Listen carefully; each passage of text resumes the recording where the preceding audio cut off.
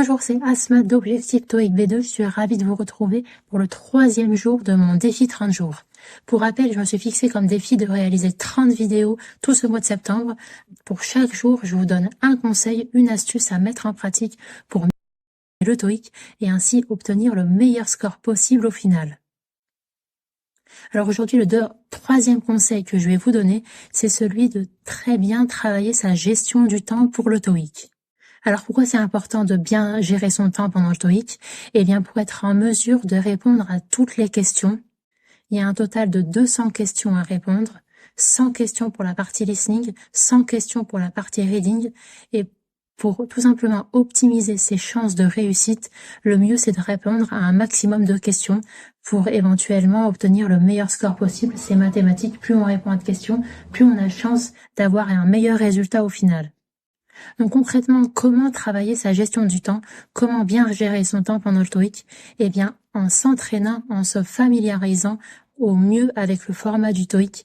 Hier, j'ai insisté sur l'importance de connaître la structure du TOEIC. C'est le 2e conseil que je vous ai donné. Aujourd'hui, dans la continuité de ce conseil, c'est celui de bien gérer son temps pendant le TOEIC. Donc, ce que vous allez faire, vous avez dû prévoir vos créneaux de révision. Si c'est pas déjà fait, c'était mon premier conseil. Je vous invite vivement à mettre en pratique ce premier conseil que je vous ai donné au début de mon défi, celui de planifier vos révisions TOEIC. Et justement, vous avez dû dédier les premiers créneaux de révision à la connaissance de ce format. Et bien, dans les tout débuts de vos révisions TOEIC, vous allez vous familiariser au mieux avec la gestion du temps. Donc concrètement, comment vous allez vous y prendre? Eh bien, au tout début de vos révisions, vous devez consacrer tout le temps nécessaire qu'il faut pour réaliser chaque sous-partie du TOEIC, même si vous devez prendre 1 heure pour un exercice qui est censé durer 20 minutes, vous prenez tout le temps nécessaire pour vous familiariser avec cette sous-partie et au fur et à mesure de vos révisions, vous allez vous chronométrer pour ne pas dépasser le temps imparti. Alors pour la partie listening, c'est pas compliqué parce qu'il faut suivre l'enregistrement audio. Donc à la fin de la sous-partie, vous êtes au courant que vous passez à la sous-partie suivante. Par contre, pour la partie reading, où il y a les 3 sous-parties, il faut vraiment s'auto-discipliner. Pour la partie 5 du TOEIC, il faut pas dépasser plus de 10 minutes chrono, montre à main. Pour la partie 6, c'est pas plus de 10 minutes. Et pour la partie 7, la partie la plus longue, c'est pas plus de 55 minutes auxquelles il faut consacrer pour répondre à toutes les questions.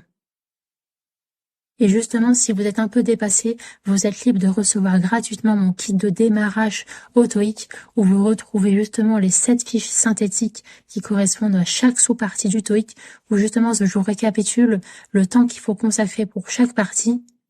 En bonus, vous recevrez 7 fiches de grammaire à connaître avant l'examen et mon hack pour réussir les parties 5 et 6.